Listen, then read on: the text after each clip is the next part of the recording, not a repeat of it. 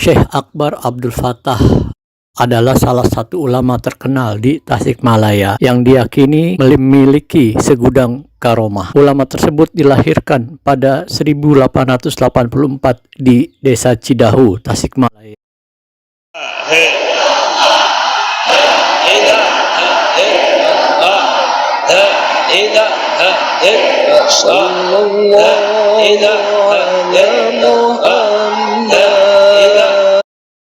Suatu hari dalam perang kemerdekaan, pasukan Hizbullah yang terdiri dari para santri pimpinan Syekh Akbar Abdul Fattah dijatuhi bom oleh pesawat Belanda. Namun bom-bom itu tidak meledak karena Syekh Akbar Abdul Fattah telah membekali para santrinya dengan air yang telah didoainnya. Air doa sang wali inilah yang atas izin Allah menangkal bom-bom penjajah tersebut. Dikisahkan sejak belia Abdul Fattah sudah tertarik pada kehidupan rohaniah dengan menimba ilmu tarekat pada Kiai Haji Sujai, guru tarekat Tijaniyah selama 7 tahun sejak 1903. Selama menjadi santri, Abdul Fattah terkenal dengan sebutan si linggis karena analisanya terhadap berbagai ilmu agama yang sangat tajam. Sebagaimana linggis, alat yang mampu membongkar atau menggali benda-benda yang tersembunyi. Inilah yang nampak terutama ketika dia mampu menganalisis dengan menggunakan ilmu nahwu dan sorof. Dengan pendekatan tasawuf, dia suka belajar dengan membaca berbagai kitab sehingga beberapa pelajaran yang belum sempat disampaikan oleh gurunya sudah dikuasai. Suatu hari Abdul Fattah santri membaca ayat 17 surat Al-Kahfi. Barang siapa diberi hidayah oleh Allah, dia termasuk orang yang diberi petunjuk, dan barang siapa yang disesatkan oleh Allah, dia sekali-kali tidak akan mendapatkan seorang wali yang mursyid. May yahdillahu fahuwal muhtad wa may yudlil falan tajid lahu waliyan mursyida. Lalu dia bertanya pada Kiai Sujai, siapakah wali mursyid yang dimaksud dalam ayat ini? Kiai Sujai menjelaskan perihal wali mursyid sebagai guru tarekat. Sementara mencari wali mursyid merupakan keharusan. Tapi karena Kiai Sujai mengaku bukan wali mursyid, Abdul Fattah santri itu disarankan untuk mencari wali mursyid. Lalu berangkatlah Abdul Fattah mencari wali mursyid dengan mengunjungi para ulama di Jawa hingga Sumatera. Karena belum menemukan beliau, lalu mencarinya ke Timur Tengah, melanjutkan perjalanan khususnya Mekah pada 1922. Dia pun berangkatlah dengan membawa seluruh anggota keluarganya. Hingga sampai di Singapura, kapal yang mereka tumpangi rusak. Terpaksalah dia bermukim di Singapura itu. Abdul Fattah tinggal di kampung Watu Lima, kemudian di kampung Gelang Serai selama 5 tahun.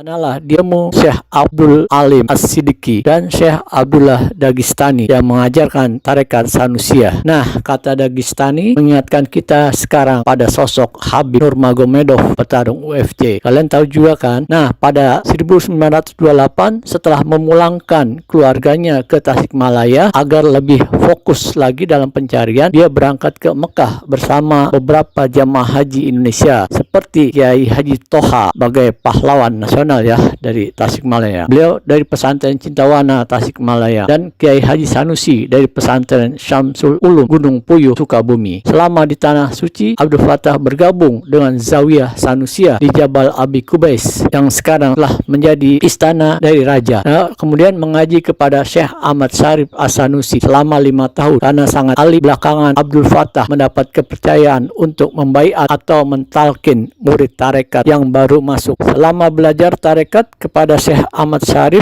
dia sempat mengalami berbagai ujian. Seperti suatu hari ketika tengah mengajar, Syekh Ahmad Syarif mengamuk dalam majelisnya. Apa saja yang ada di dekatnya dilempar ke arah murid-muridnya. Lalu semua muridnya lari berhamburan kabur karena takut. Namun Abdul Fattah bergeming tetap diam di tempat. Nah, kejadian lainnya, sebagai guru mursyid tarekat, Syekh Ahmad Syarif biasa duduk di kursi istimewa dan tak seorang pun berani mendudukinya. Sebab siapa yang berani mendudukinya, badannya akan hangus. Suatu hari Syekh Ahmad memerintahkan Abdul Fattah untuk menggantikannya mengajar. Maka dengan tenang Abdul Fattah duduk di kursi istimewa itu tanpa ada kejadian apapun yang mencelakakannya. Akhirnya pada suatu hari Syekh Ahmad Syarif memanggilnya. Dia menceritakan bahwa semalam Rasulullah memerintahkan untuk melimpahkan kekhalifahan tarekat Sanusiyah kepada Abdul Fattah Al-Jawi untuk dikembangkan di negerinya. Nah, setelah itu lebih kurang berjuang 2 tahun, kemudian Syekh Ahmad Syarif As-Sanusi pun wafat. Nah, karomah yang lain terjadi ketika Syekh Abdul Fattah ingin berziarah ke makam Rasulullah Shallallahu Alaihi Wasallam di Madinah. Beliau membawa bekal secukupnya. Bersama beberapa kiai dari Jawa, beliau berjalan kaki menuju Madinah. Tengah perjalanan, rombongan itu dihadang perampok bersenjatakan pedang. Nah, lalu Syekh Akbar memerintahkan rombongan melepaskan apa saja yang ada di tangan kanan dan kiri sebagai kepasrahan seorang hamba yang lemah tak berdaya. Sambil melepaskan apa yang dimiliki, Syekh Akbar berteriak dengan suara lantang membaca sholawat idrokiyah. Assalatu wassalamu alaika ya Rasulullah qad hilati adrikni ya Rasulullah. Salawat dan salam sejahtera atas engkau Tuhan, wahai Rasulullah. Mohon lenyapkan rintangan jalan kami menuju engkau, wahai Rasulullah. Ajaib, kontan para perampok itu berteriak-teriak kesakitan sambil memegang leher mereka. Mohon ampun kepada Syekh Jawa. Ampun ya Syekh Jawa. Panas, panas. Pemimpin perampok itu lalu mohon dibebaskan dari siksaan. Kemudian Syekh Akbar pun mendekati dan menepuk pundak para perampok itu satu persatu. Barulah rasa sakit karena panas tak terkirakan di tenggorokan itu reda seketika. Pemimpin perampok menyatakan bertobat dan bersedia mengantarkan rombongan, mengawal rombongan kemana saja kalian adalah. Nah, kemana saja. Lalu Syekh Akbar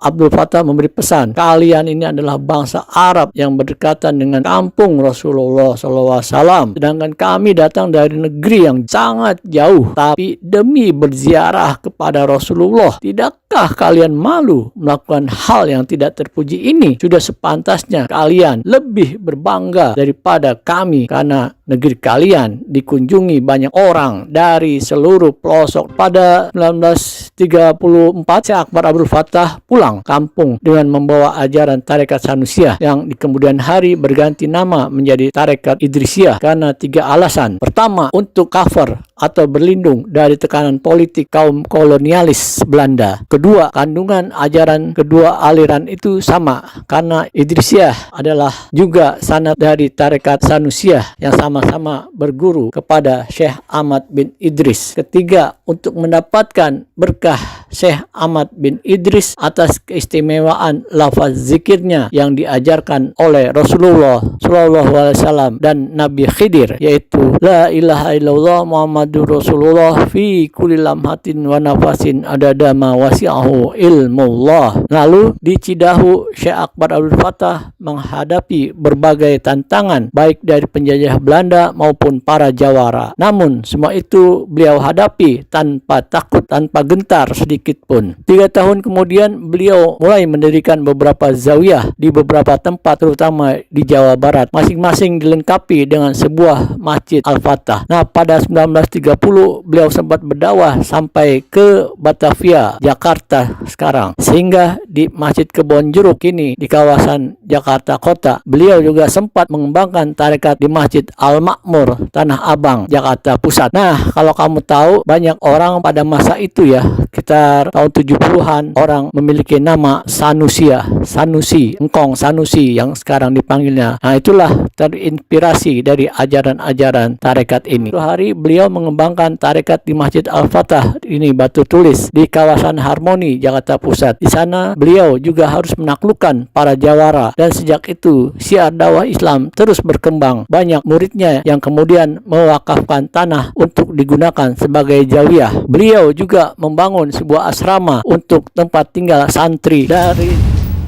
dan di tengah kesibukan mengajar di Jakarta 2 minggu sekali, beliau menyempatkan diri mengajar di kampung halamannya, Tasikmalaya. Nah, pada 1940-an, karena pesantrennya di Cidahu sudah tidak mampu menampung jamaah, lalu beliau memindahkannya ke kampung Pagendingan, Kecamatan Cisayong, Kabupaten Tasikmalaya. Adapun salah satu karomah lainnya, yaitu ketika seorang nelayan terdampar sampai ke pantai Australia. Seperti antum ketahui ya, Tasik juga ada pantai gitu ya, berdekatan dengan laut. Nah, nelayan tersebut terdampar sampai ke pantai Australia. Dia kemudian berdoa, ya Allah, mengapa engkau asingkan aku yang lemah di sini? Padahal aku hanya bermaksud mencari nafkah buat anak istriku.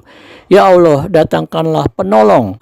Ketika itulah si nelayan tadi melihat seorang ulama bertubuh tinggi besar berpakaian serbat putih tiba-tiba dia memindahkan perahu nelayan itu ke tempat asalnya. Setelah selamat, nelayan itu menawarkan ikan besar yang baru saja ditangkapnya kepada ulama penolongnya sebagai ucapan terima kasih. Namun dengan tersenyum, ulama tersebut berkata, "Aku tidak membutuhkan ikan itu, tapi jika engkau ingin menjumpaiku dan menjadi muridku, datanglah ke Pagendingan, Tasikmalaya." Setelah itu, ulama tinggi besar itu pun lenyap dari pandangan mata. Selang beberapa pekan kemudian, nelayan itu datang ke pesantren Pagendingan. Di sana dia bertemu Syekh Akbar Abdul Fattah, ulama yang fisik dan gerak-geriknya persis seperti yang dia lihat di pantai Australia yang menolongnya. Syekh Akbar Abdul Fattah wafat pada 1947 dalam usia 63 tahun, dimakamkan dalam kompleks pesantren Al-Fatihah Al-Idrisiyah, Jalan Raya Ciawi, kilometer 8, Kampung Pagendingan, Kecamatan Cisayong, Kabupaten Tasikmalaya, Jawa Barat. Mulai dari situ,